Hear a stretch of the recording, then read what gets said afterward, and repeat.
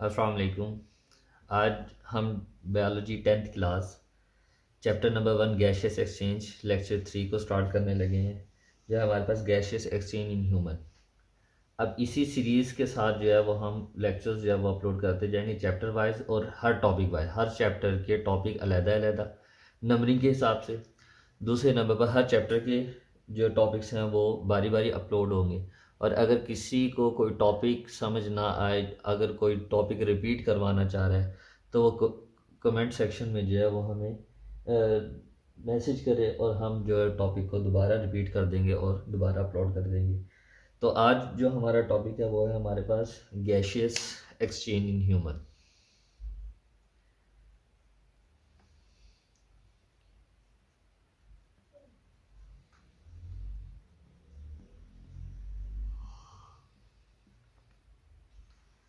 अब ह्यूमंस के अंदर जो है वो गैशियस एक्सचेंज होगी। ह्यूमंस आर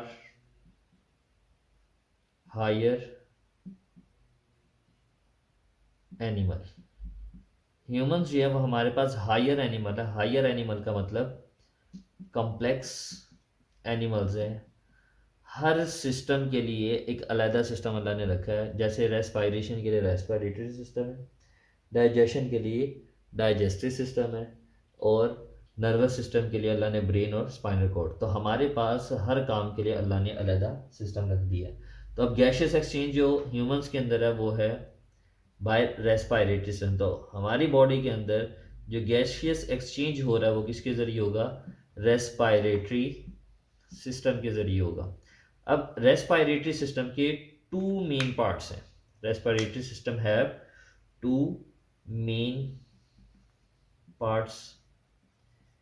अब उन मेन पार्ट्स के अंदर पहला पार्ट जो आता है वो है हमारे पास एयर पैसेजवे। कि हमारे बॉडी के अंदर जो हवा गुजर रही है वो किस रास्ते से गुजर रही है, तो उस रास्ते को अलहदा कर दिया, और जिस सिस्टम में जाकर उसने गैसेस एक्सचेंज होना है वो रास्ता अलहदा, और वो हमारे पास हमारे लंग्स हैं, हमारे फेफड़े हैं। तो अब हम एयर पैसेज वे को पहले डिस्कस करेंगे और उसके बाद सेकंड डिस्कस करेंगे। तो हमारे पास एयर पैसेज वे को पहले हम डिस्कस करते हैं। तो एयर पैसेज वे, अब तकरीबन हमारे पास एयर पैसेज वे जो है वो 8 से 9 बॉडी पार्ट्स पर मुश्तमिल होता है। कितने? 8 से 9 बॉडी पार्ट्स पर मुश्तमिल है। उसके अंदर हमारे पास जो सबसे पहला पार्ट आता है वो हमारे पास हमारे नॉस्ट्रिल्स आते हैं, जहां से एयर जो है वो हमारी बॉडी के अंदर दाखिल होती है। तो जो सबसे पहला पार्ट है वो है हमारे पास नॉस्ट्रिल्स।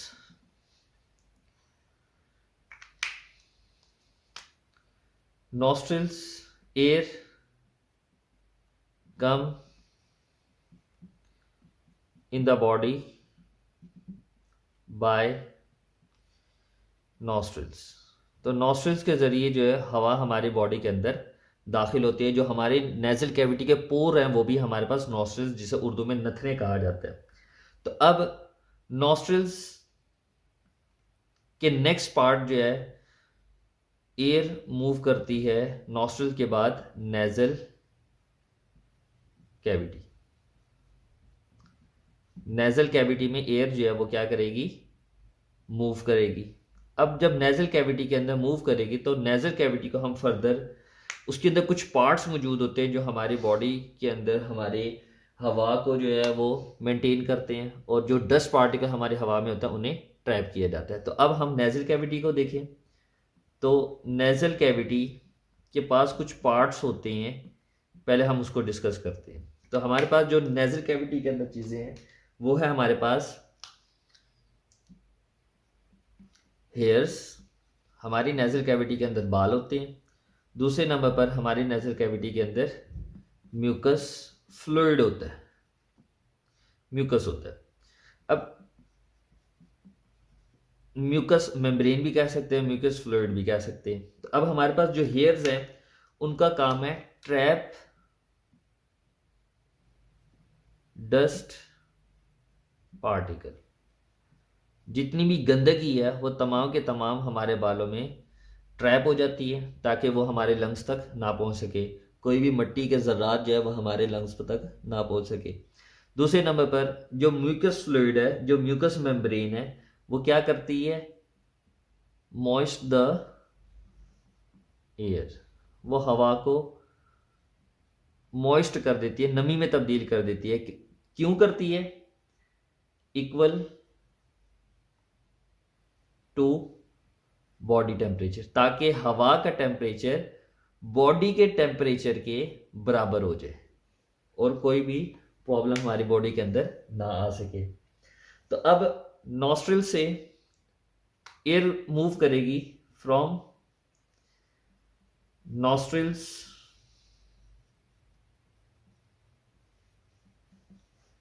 टू नेजल कैविटी, और नेजल कैविटी से मूव करेगी कहां पर? फेरिक्स वाले साइड पर। अब हम देखते हैं what is pharynx, what its function. पहले हम इसको देखते हैं। अब फेरिक्स को हम डिस्कस करते हैं। नेजल कैविटी ओपन होती है फेरिक्स के अंदर। Nasal cavity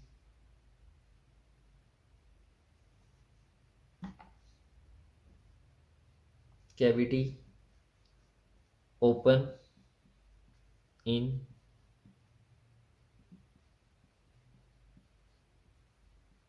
फेरिक्स। Nasal cavity pharynx पे ओपन होती है। अब फेरिक्स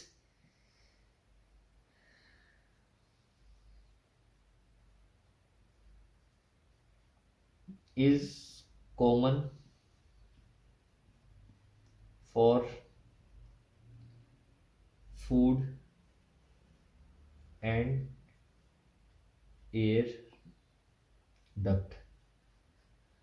एयर डक्ट और फूड डक्ट के लिए हमारे पास फेरिक्स जो है वो कॉमन डक्ट है।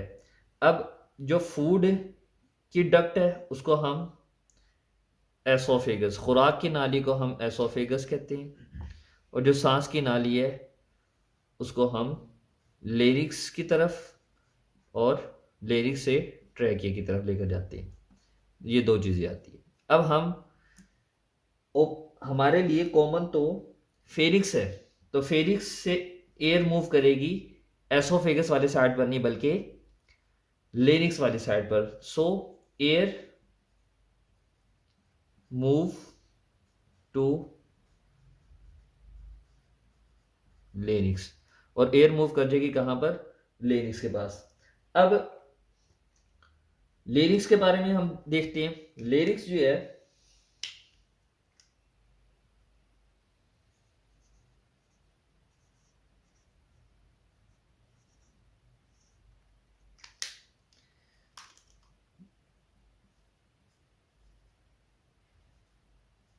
लेरिक्स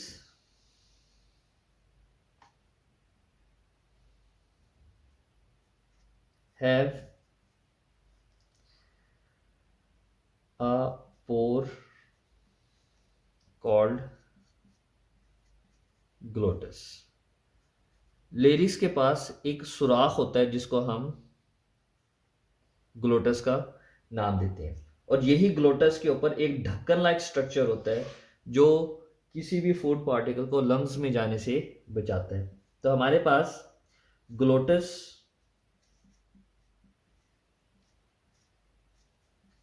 गार्डेड बाय फ्लैप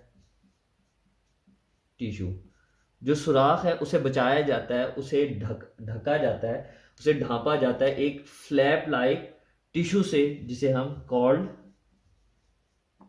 एपीग्लोटस, जिसे हम एपीग्लोटस का नाम देते हैं। और ये बाजुकात बोर्ड के अंदर जो है वो शॉर्ट क्वेश्चंस के अंदर पूछा जाता है, व्हाट इज ग्लोटस एंड एपीग्लोटस, या डिफरेंशिएट बिटवीन ग्लोटस एंड एपीग्लोटस। ये दोनों शॉर्ट क्वेश्चंस जो है वो इसके अंदर बन सकते हैं। उसके बाद लेरिक्स के पास ही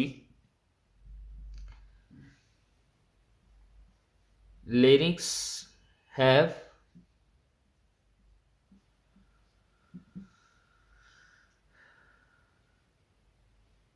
कार्टिलेज, लेरिक्स के पास एक कार्टिलेज होता है जो लेरिक्स के अंदर ही मौजूद है, ऑल्सो कॉल्ड, उस कार्टिलेज को जो है वो हम cartilage called, cartilage called voice box, उसे हम क्या कहते हैं, voice box.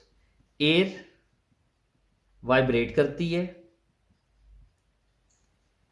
Eight voice box पर एयर जो है वो वाइब्रेट करती है एंड साउंड प्रोड्यूस, और जो आवाज़ है वो पैदा होती है, जो हम बोलते हैं बेसिकली एयर जो है वो हमारे वॉइस बॉक्स पर जाकर वाइब्रेट करती है, जिसकी वजह से हमारे बॉडी के अंदर जो वॉइस बॉक्स है उसकी वाइब्रेशन से जो है वो आवाज़ पैदा होती है हमारी बॉडी के अंदर। अब दो फाइब्रस बैंड मौजूद होते हैं, टू फाइब्रस बैंड मौजूद होते हैं इसके अंदर, जिसको हम कॉल्ड वोकल कॉर्ड कहते हैं, जिसको हम वोकल कॉर्ड कहते हैं। और यहीं से इसी वोकल कॉर्ड पर या वॉइस बॉक्स पर आकर वाइब्रेशन होती है एट वोकल कॉर्ड, वाइब्रेशन,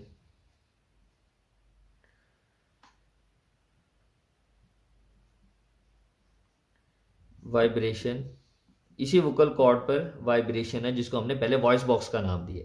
तो वॉइस बॉक्स और वोकल कॉर्ड दोनों एक ही है, यहीं पर आकर वाइब्रेशन है और साउंड जो है वो प्रोड्यूस होती है। तो वॉइस बॉक्स और वोकल कॉर्ड दोनों एक ही चीज है, यहां पर हवा ने वाइब्रेट करना। उसके बाद लिरिक्स,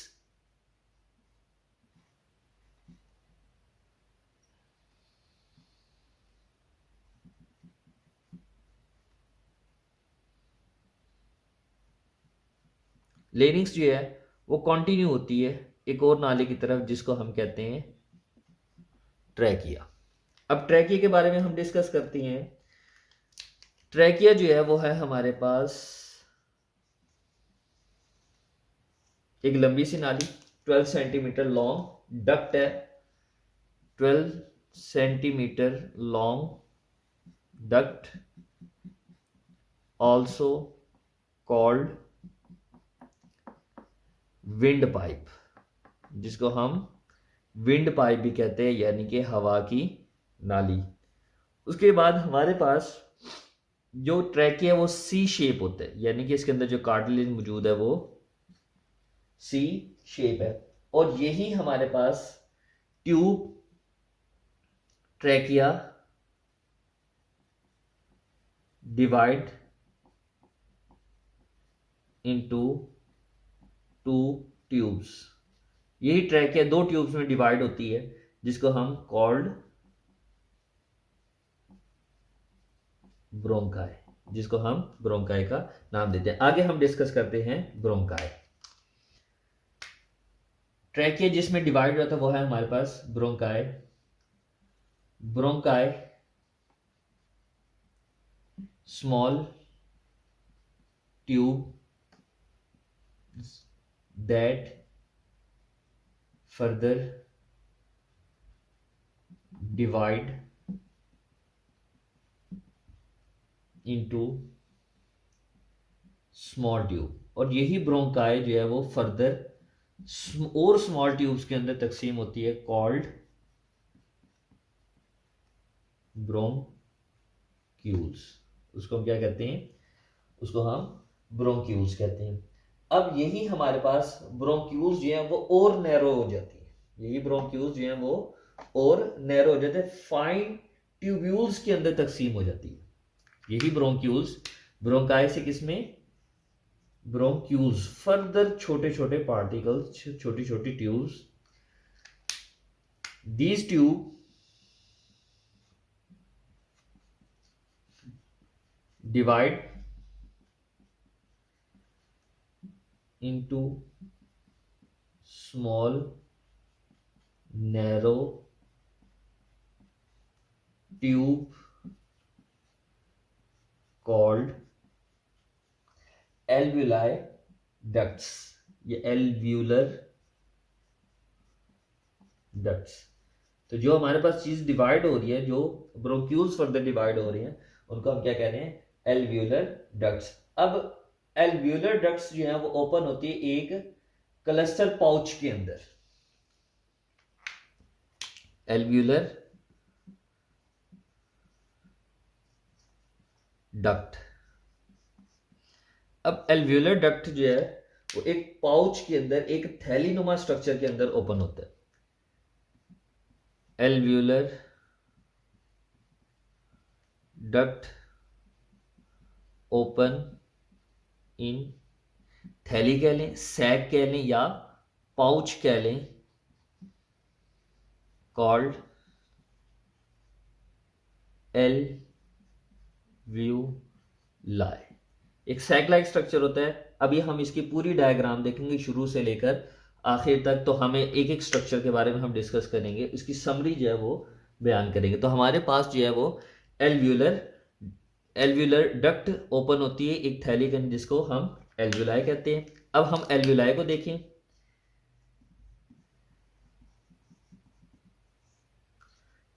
एल्व्यूलाई जो है वो हमारे पास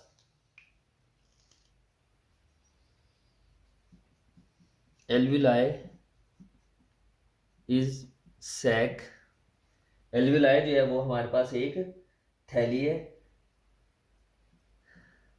लाइंड बाय सिंगल लेयर, और ये कवर, इसके इर्द गिर्द जो है वो एक ही लेयर मौजूद होती है, इसके इर्द गिर्द एक ही लेयर मौजूद है, जिसको हम एपिथेलियल, जिस तरह कैपिलरीज होती हैं उसी तरह हमारे पास इसके इर्द गिर्द एक लेयर होती है, जिसको हम, वो जो सेल्स की लेयर है उसको हम एपिथेलियल सेल का नाम देते हैं।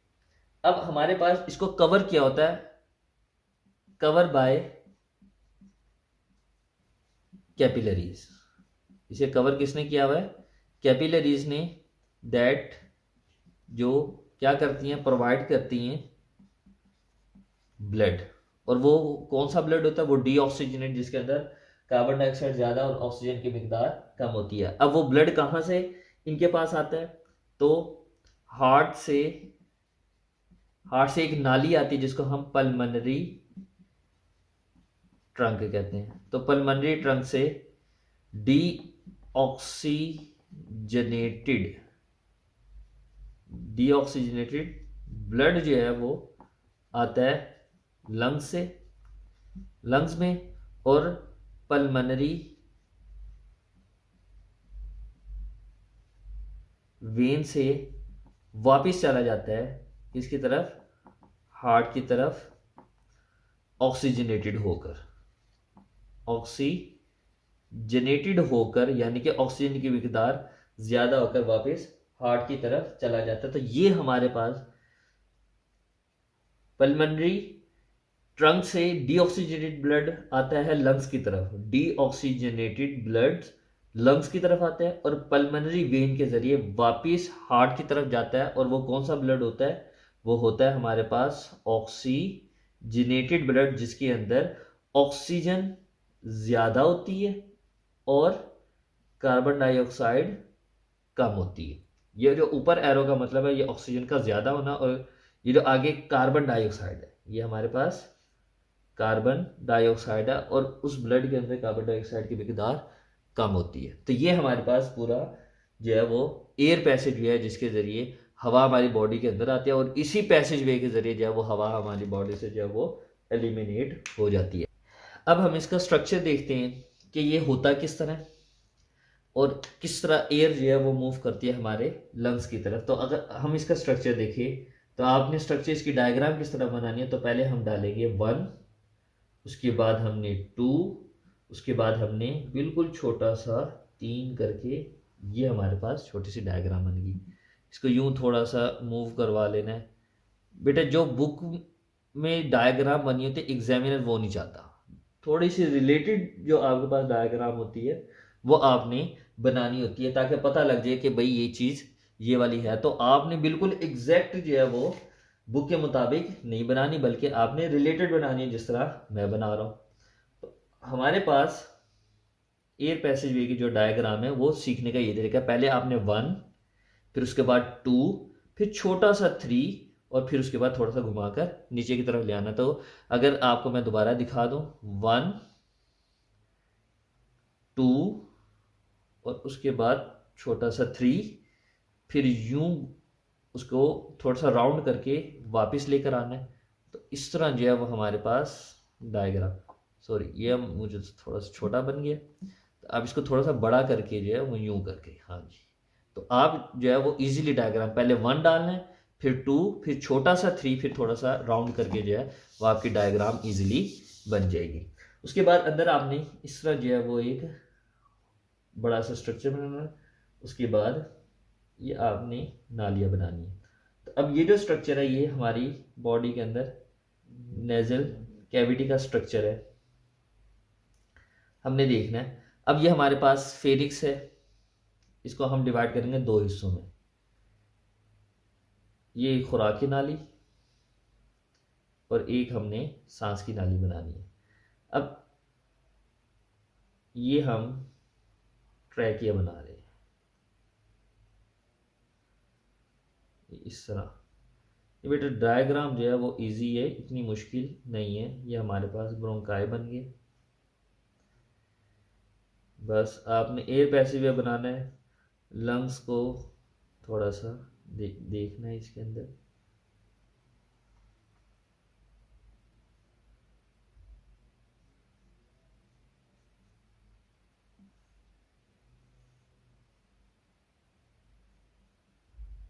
ये थोड़ा सा गलत बन गया, आपने क्या करना है इसको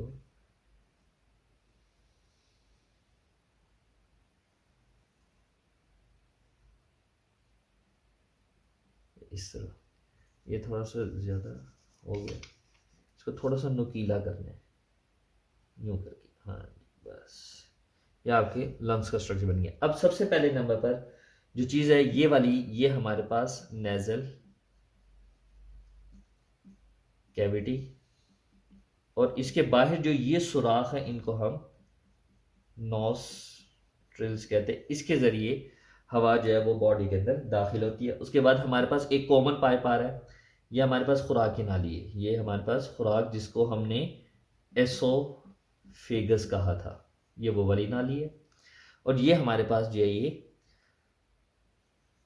एयर पाइप है जिसको हमने विंड पाइप वगैरह कहा था। उसके अंदर जो हमारे पास कॉमन नाली है इसको हम फेरिंक्स कहते हैं। उसके बाद जो हमारे पास चीज आती है वो है हमारे पास लेरिक्स। ये हमारे पास इसके बाद जो है ये वाला हिस्सा लेरिक्स। लेरिक्स के अंदर ये एक छोटा सा ढक्कन, ये बिल्कुल छोटा सा जो खुराक की नाली में लगा हुआ है, इस ढक्कन को जो है वो एपीग्लोटस का नाम दे रहे ताकि कोई भी फूड पार्टिकल सांस की नाली में ना जा सके। और इस जो सुराख है, इस सुराख को जो है वो हम, ये जो खुराक की नाली, सॉरी सांस की नाली के ऊपर जो बना हुआ है, इसको हम, इस सुराख को जो है वो हम ग्लोटस का नाम देते हैं। उसके बाद ये जो सी शेप कार्टिलेज नजर आ रहा है ये हमारे पास ट्रैकिया है। ट्रैकिया आगे फर्दर डिवाइड हुआ 2 हिस्सों में जिसको हम ब्रोंकाई कहते हैं। अब यही ब्रोंकाई जो है फर्दर छोटी छोटी यूं नालियों में तकसीम होता है। ये मैं एक का बना देता हूँ। तो ये जो है ये हमारे पास ब्रोंक्यूल्स हैं, और यही ब्रोंक्यूल्स एक छोटे से थैली नुमा स्ट्रक्चर के अंदर तकसीम होते हैं जिसको हम एल्व्यूलाई सैक कहते हैं, थैली कहते हैं। इसका मैं स्ट्रक्चर लहदा से बनाता हूँ। ये हमारे पास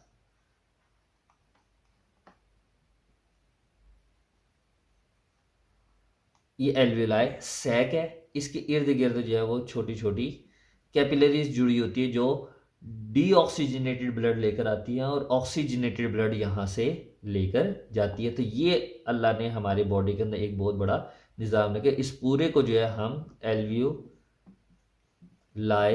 सैक कहते हैं, एल्व्यूलाई की थैलिया कहते हैं। यहाँ पर ऑक्सीजन भरी हुई होती है, ये ब्लड को ऑक्सीजनेटेड करती है और यहाँ से ब्लड जो है वो हमारी बॉडी से निकल जाता है। तो यहाँ पर ये जो है ये हमारे पास एयर पैसेजवे था कि हमारी बॉडी के अंदर आता है, यहाँ से जो है वो निकलता है। तो ये जो छोटी छोटी नालियाँ नज़र आ रही हैं ये कैपिलरीज होती हैं।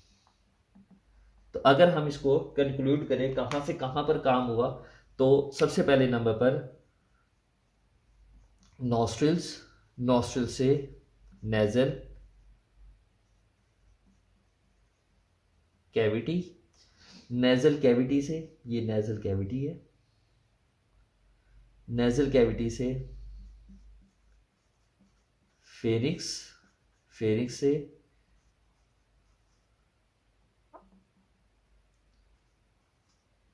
लेरिक्स, लेरिक्स से ट्रैकिया, ट्रैकिया से ब्रोंकाई, ब्रोंकाई से ब्रोंक्यूल्स, ब्रोंक्यूल्स से एल्वियोलाई डक्ट और एल्वियोलाई डक्ट से एल्वियोलाई सैक। यहाँ पर एंड में जाकर जो है वो ब्लड ऑक्सीजनेटेड होता है, यहाँ से हार्ट वापस जाता है और यहीं से फिर इसी का उल्ट कर ले तो कार्बन डाइऑक्साइड जो है वो निकल जाती है। तो हमारे पास कितने पार्ट्स हो गए, 1 2 3 4 5 6 7 8 और ये 9। तो 9 पार्ट्स हैं हमारे पास एयर पैसेजवे के, जिनके ज़रिए जो है हवा आती है और इसी के ज़रिए जो है वो हवा हमारी बॉडी से निकल जाती है। अगर इस टॉपिक में आपको कुछ नहीं समझ आया तो आप कमेंट सेक्शन में कमेंट करें और इंशाल्लाह हम आपको दोबारा इसके बारे में समझा सकते हैं या दोबारा लेक्चर जो है वो अपलोड कर सकते हैं अगर आपको किसी बात की समझ नहीं आई। अल्लाह हाफिज़।